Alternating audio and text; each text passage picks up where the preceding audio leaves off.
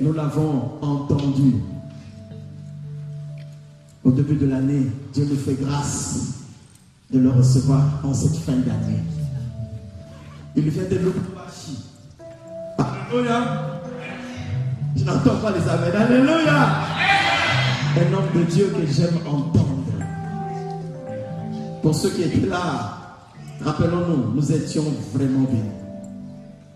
Ouvrons grandement nos oreilles. Alléluia. Oui, c'est le pasteur. Je sais qu'il y aura quelqu'un qui sera surpris. Parce qu'on s'est connu depuis le pays. Donc, il sera surpris de revoir le pasteur Papi Aaron Diolo. Que j'invite pendant qu'il passe devant. Nous acclamons pour le roi de roi.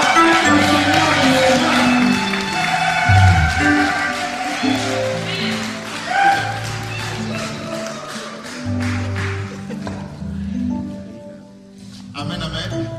Est-ce qu'on peut se lever et donner à Jésus une bonne offrande d'acclamation? Acclamons-le parce qu'il est Dieu.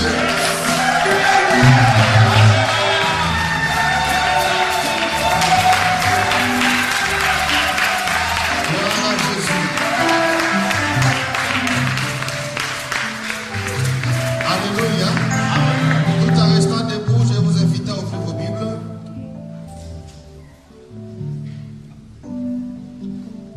Nous allons lire le psaume chapitre 96, verset 1er. Et puis nous lirons également le psaume 98, verset 1er. Vous y êtes? Psaume chapitre 96, verset 1er. Et puis le psaume 98, verset 1er. La Bible dit ceci. Chantez à l'Éternel un cantique nouveau. Verset 98. Chantez à l'Éternel un cantique nouveau. Alléluia. On se met, on acclame pour la parole de Dieu.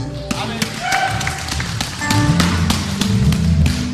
Que grâce soit rendue à Dieu qui nous rassemble encore cet après-midi en ce lieu. Le Dieu que le pasteur Tella, le Dieu de Ridi, c'est un Dieu vivant. Alléluia. Amen. Je vous aime beaucoup. Et j'aime beaucoup aussi votre pasteur.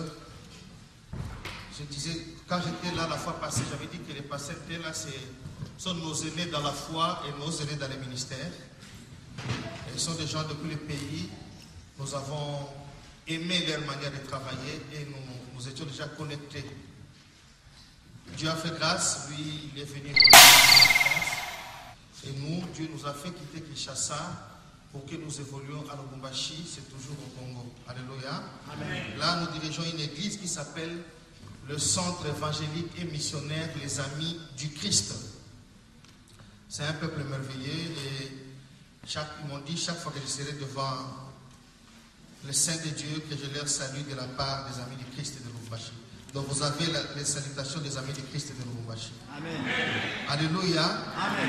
Je vis le frère Maurice en train de modérer, ça m'a fait beaucoup de bien. Et il n'est pas le seul ici dans la salle, ici il y a quand même beaucoup de figures que je reconnais. Que Dieu bénisse également maman Joujou. Et Dieu bénisse également maman Tété, ma soeur, ainsi que son mari qui est en train de nous filmer. Alléluia. Amen. Je vois aussi papa Coco comme là-bas, ça m'a fait beaucoup de bien. Comment que le Seigneur est merveilleux. Alléluia. Vous savez, un jour, je me souviens, ça je vais témoigner pour le frère Coco. J'étais un jour allé dans leur maison. Ils habitaient une maison, ils louaient à deux. Il était avec un frère qui s'appelle Jean, qui beaucoup connaissent le nom de Molaï, le comédien qui joue dans le théâtre. Je suis allé un matin les chercher à la maison et je les ai vus en train de prier, d'intercéder. Ils étaient à trois. Il y avait lui, il y avait Jean, il y avait aussi la petite sœur de Jean. Alors, je suis allé les chercher un bon matin vers 9h. Et j'ai trouvé qu'ils étaient en train de prier. Amen, amen, amen. Amen. Et parmi les choses qu'ils demandaient au Seigneur, c'était que Dieu leur ouvre des portes. Donc, quand j'ai entendu qu'ils sont ici, j'ai compris réellement que c'est un Dieu qui exauce les prières. Amen. Alléluia. Amen. Oh, un Dieu merveilleux. Alors, ce soir, le Seigneur a conduit mes pensées pour que nous partagions quelque chose dans sa parole. Et le titre ou le thème, c'est seulement les deux versets que nous venons de lire là. Ça dit la même chose. ils disent chantez à l'Éternel un cantique nouveau. C'est ça le thème de notre prédication. Mais ce ne sont pas les deux versets où on retrouve cette phrase. C'est une phrase qu'on retrouve à peu près 7 fois dans la Bible. J'aimerais les lire dans tous les passages où se retrouvent. Nous avons lu Psaume 96 et 98. Nous allons lire également Psaume chapitre 33, verset 3. Psaume 33, Psaume chapitre 33. En son verset 3, il est dit ceci. Chantez-lui un cantique nouveau. Et Psaume chapitre 40, verset 3, dit également la même chose. Là, la Bible dit, je disais, Psaume chapitre 144, verset 9. Psaume 144, 9. Là, il est dit également ceci.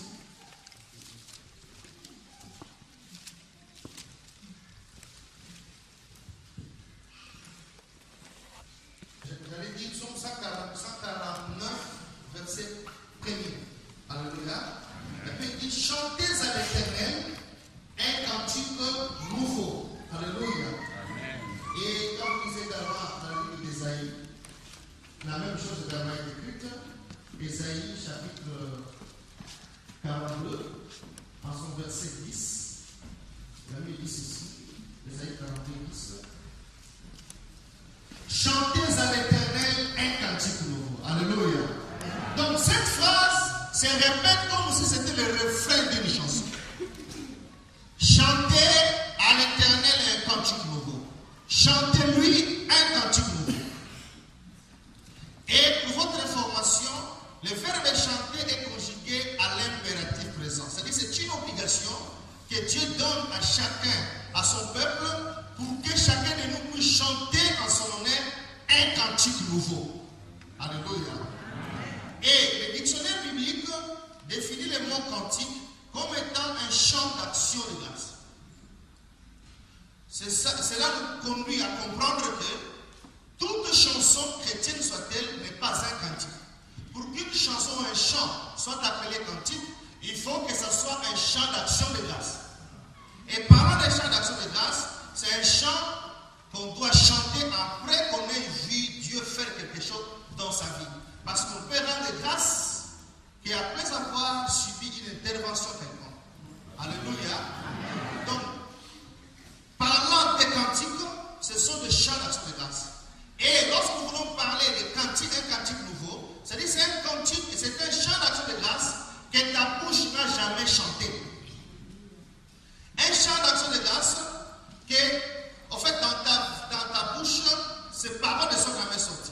Et le chant nouveau, le cantique nouveau, peut se présenter sous forme d'une chanson, tout comme il peut se présenter sous forme d'une prière d'action de grâce. Alléluia. Tout comme aussi ça peut se présenter sous forme d'un témoignage. Ça fait des fois, les modérateurs nous demandent de chanter. Et si chacun de nous doit chanter par rapport aux réalités de sa vie, il y a des chansons que nous ne chanterons jamais. Même si cela donne gloire à Dieu. C'est comme quelqu'un qui est très malade, qui est vraiment malade et qui n'a pas encore subi l'intervention de Dieu. Mais on lui amène à invoquer Dieu, à dire de Dieu qu'il est Jéhovah Rapha, le Dieu qui guérit. Alléluia. Or, lui dans sa vie, il n'a jamais expérimenté la guérison. Donc, par rapport aux réalités de nos vies, il y a certaines chansons qu'on ne saura jamais chanter. Mais peut-être pour respecter les modérateurs, nous les chantons pour nous faire plaisir. Mais si chacun de nous doit chanter par rapport aux réalités de sa vie, comme je le disais, il y a des paroles qui ne sortiront jamais de nos bouches. Alléluia. Et le Seigneur, ce soir, il veut t'amener à ce que toi aussi tu chantes un cantique que tu n'as jamais chanté. Je voulais vous lire également un verset, Psaume chapitre 137. Psaume 137, en son verset premier. La Bible dit ceci, c'est un passage connu de plusieurs personnes. Alléluia. Il y a même un groupe de musiciens, je crois, qui étaient des Jamaïcains ou des Antillais, ils ont chanté ça en anglais. by the river of Babylon. Il est dit ceci: sur le bord du fleuve de Babylone, nous étions assis et nous pleurions en nous souvenant de Sion. Au sol de la contrée, nous avions suspendu nos armes. Là, nos vainqueurs nous demandaient des chants et nos oppresseurs de la joie. Chantez-nous quelques-uns des cantiques de Sion. C'est le verset 4 qui nous intéresse. Comment chanterions-nous les cantiques de l'Éternel sur une terre étrangère? Alléluia. Ici, la Bible est en train de raconter l'histoire des enfants d'Israël qui s'étaient retrouvés esclaves dans le pays de Babylone. Parmi les gens qui étaient déportés à Babylone, il y avait des Lévites, des gens qui avaient aussi, entre autres, comme travail à faire dans les temples et dans l'assemblée d'Israël, de chanter avec des instruments de musique. Alléluia. Et ils disent que sur le bord des fleuves de Babylone, nous étions assis et nous étions en train de pleurer. Pourquoi ils étaient en train de pleurer? C'est parce qu'ils sont retrouvés esclaves dans ce pays étranger. C'est parce qu'ils se sont retrouvés dans la désolation. C'est parce qu'ils se sont retrouvés dans la souffrance. Ils sont retrouvés dans l'esclavagisme. Et pendant qu'ils étaient dans ces conditions, ils ont pris leurs instruments de musique. Ils ont pris leurs arcs. Ils les ont suspendus sur des arbres qui se retrouvaient dans cette contrée-là. Et pendant ce temps, eux-mêmes les appellent leurs oppresseurs, dont les Babyloniens demandaient à ces Israélites: chantez-nous quelques cantiques de Sion. Il dit: nous avons appris que dans votre pays, vous avez l'habitude de chanter des cantiques à l'Éternel. Chantez-nous quelques-uns de ces cantiques. Alléluia. Et c'est leur réponse qui nous intéresse. Et ces enfants d'Israël, ces Lévites, répondent en disant: comment chanterions-nous les cantiques de l'Éternel dans une terre étrangère? Ils ont dit: nous n'allons pas chanter, parce que les cantiques de Dieu ne se chantent pas dans n'importe quelle condition. Les cantiques de Dieu se chantent quand nous sommes dans la joie, quand nous reconnaissons la grandeur de Dieu, quand nous voyons Dieu agir dans nos vies. C'est alors que nous, les enfants d'Israël, nous commençons à chanter les cantiques. Mais dans ces conditions, nous sommes esclaves. Nous ne pouvons pas chanter les cantiques de l'Éternel. Cela nous pousse à comprendre que ce n'est pas dans n'importe quelle condition que quelqu'un peut chanter les cantiques à l'Éternel. Celui qui doit chanter les cantiques, il doit être dans une certaine condition. Amen. Pour comprendre cette condition, nous avons également Jacques chapitre 5. Jacques 5, on va lire sur le verset 15. La Bible dit ceci. Jacques chapitre 5. Verset 15. Amen, amen. La Bible dit: quelqu'un parmi vous est-il dans la souffrance? Qu'il prie. Quelqu'un parmi vous est-il dans la joie? Qu'il chante les cantiques. Alléluia. Voilà pourquoi les enfants d'Israël ont refusé de chanter les cantiques dans la situation dans laquelle ils étaient. Parce que ce n'était pas propice. Jacques dit que celui qui est dans la joie, c'est celui-là qui doit chanter les cantiques à l'Éternel. Mais celui qui est dans la souffrance, lui, doit prier. Pourquoi il doit prier? C'est pour que Dieu puisse le délivrer de ses souffrances. Et quand on va le délivrer des souffrances, c'est alors qu'il se retrouvera dans la joie et qu'il va chanter. La Bible dit que chaque chose a son temps. Il y a un temps pour chanter les cantiques, quand on est dans la joie. Il y a aussi un temps pour prier, pour que Dieu vous délivre de certaines détresses et de certaines souffrances. Amen. Alléluia. Amen. Alléluia. Amen. Nous ne pouvons pas bouleverser les choses ou les changer. La Bible est claire en disant que si quelqu'un est dans la souffrance, il doit prier. Il doit prier, implorer le Seigneur pour que Dieu puisse le délivrer de cette souffrance. Parce que la souffrance, on ne peut pas l'entretenir, encore au moins on ne peut pas l'aimer. Ce n'est pas une bonne chose de souffrir. Même Jésus, le Fils de Dieu, quand il s'est retrouvé dans la souffrance, il a demandé à Dieu que si c'était possible que cette souffrance puisse s'éloigner de lui. Alléluia. Amen. Même si un jour vous subissez, vous êtes dans la souffrance et que Dieu vous fait comprendre que c'est sa volonté, priez comme Jésus: Seigneur, vous ne pouvez pas écouter cette souffrance. Parce que la Bible nous dit également qu'il y aura des temps Après, il y aura tellement de grands souffrances dans la terre. Une période où il y aura une grande persécution. Mais cette période sera écourtée à cause de qui? À cause des élus. Parce que si cette souffrance pouvait prendre longtemps, personne ne serait sauvé. Alléluia. Donc, même si la souffrance que vous subissez, Dieu vous disait que c'est moi qui le permets, dites Seigneur, est-ce que vous ne pouvez pas soit enlever cette coupe? Même Jésus a prié comme ça.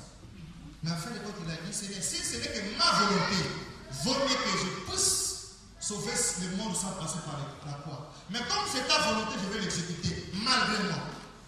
La souffrance bien dans le Seigneur, ce n'est pas une bonne chose. Ce qui nous réjouit, c'est que Dieu ne nous a jamais appelé à ce que nous souffrions. Même si dans la vie, il y a un temps où on peut souffrir, mais aussi un temps où on peut se réjouir. Amen. La vie n'est pas seulement souffrance et souffrance. Quand quelqu'un est fait de souffrir dans la vie, il doit se poser des questions. Amen. Alléluia. Amen. On peut souffrir parce que le diable nous l'impose. Mais ce qui est vrai, même si c'est le diable, c'est que Dieu déjà est marre de la paix. Alléluia. Amen. Heureusement, malheureusement pour les uns tout comme pour les autres, la vie du Seigneur ne dépend même pas de notre prière. La souffrance n'est pas une bonne chose. J'ai vu Jean-Baptiste en prison. Lui qui avait annoncé dire, il a présenté Jésus en disant aux gens, voici l'agneau de Dieu qui ôte les péchés du monde.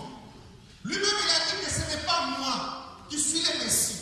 Le Messie viendra, je ne suis même pas digne d'ouvrir les fils de son sandal.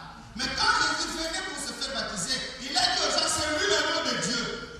Mais un jour en prison, à cause de la souffrance, Jean envoie encore des émissaires pour demander à Jésus, est-ce que c'est toi le Christ ou nous devons encore attendre un autre? Voilà comment la souffrance peut amener quelqu'un à oublier Dieu. Ainsi, Jacques nous exhorte en nous disant que quand quelqu'un se retrouve dans des situations de détresse, dans des situations de souffrance, il n'a rien à faire que de prier. Nous remarquons beaucoup de gens qui passent par des situations difficiles, mais on les voit superficiels dans leur effet de prière. Au lieu de prier, afin que les dieux qui changent les choses, changent leur situation, ils sont là croyant que la solution viendra et tombera du ciel. Alléluia. Bien aimé, comprenez que même pour que Dieu vous délivre de certaines détresses ou de certaines souffrances, il faut que Dieu voie aussi en vous cette volonté de pouvoir quitter cette situation. Amen. Si vous-même vous entretenez votre maladie, vous-même vous entretenez votre médiocrité, vous entretenez votre pauvreté, vous l'aimez, comment le Dieu Tout-Puissant, même si ces choses ne sont pas sa volonté, comment lui va venir intervenir dans ta vie aussi longtemps que même la chose tu l'aimes, tu l'entretiens même. Cette maladie tu l'aimes, voilà pourquoi quelqu'un te demande, ma soeur, pourquoi tu ne veux pas venir à l'église?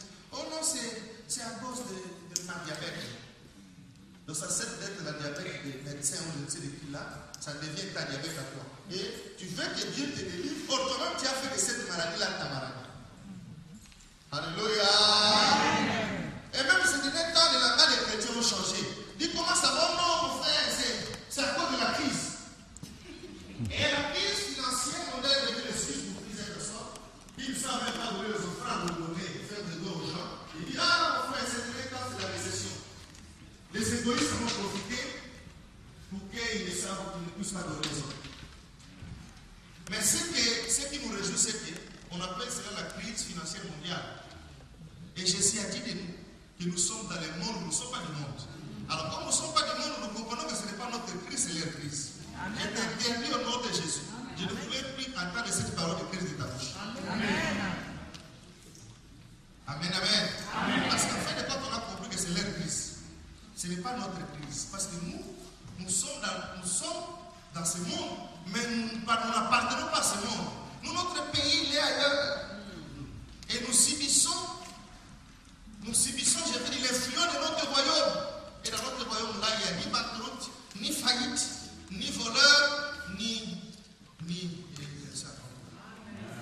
alléluia. Amen. Quelqu'un parmi vous qui est dans la souffrance, il prie. Et celui qui est dans la joie, c'est lui qui doit chanter les cantiques. Voilà pourquoi les enfants d'Israël dans le pays de Babylone, ils ont refusé de chanter des cantiques parce que les conditions n'étaient pas réunies. Dans l'esclavage, ils étaient tous ligotés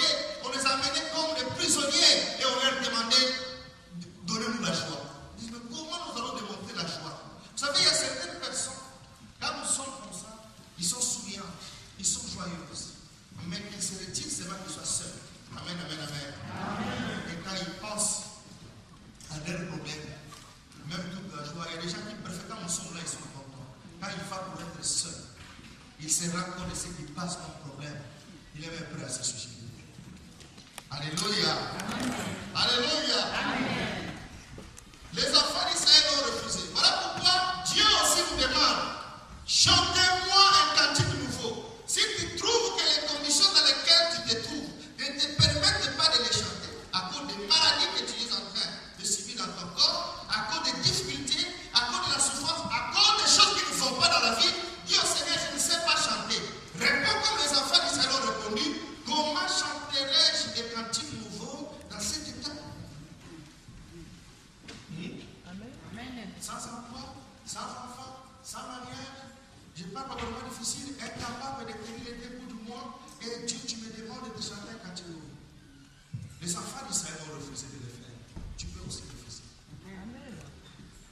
Alors là, tu dis au Seigneur, oui, si tu veux que je chante pour toi un cantique nouveau, dois aussi faire dans ma vie une chose nouvelle. Quand tu auras fait la chose, c'est là où tu me pousseras à chanter pour toi. Parce que les cantiques nouveaux, ce n'est pas un chant nouvellement composé par le frère ou frère du grec. Non. Ce n'est ni le cantique de n'importe quel chant de chrétien que vous connaissez. Quand nous allons parcourir la Bible, vous comprendrez que les cantiques nouveaux, c'est autre chose. Et Dieu veut vous donner une opportunité dans la vie, afin que vous puissiez chanter pour lui un cantique nouveau. Et cette opportunité, Dieu veut faire à vous une chose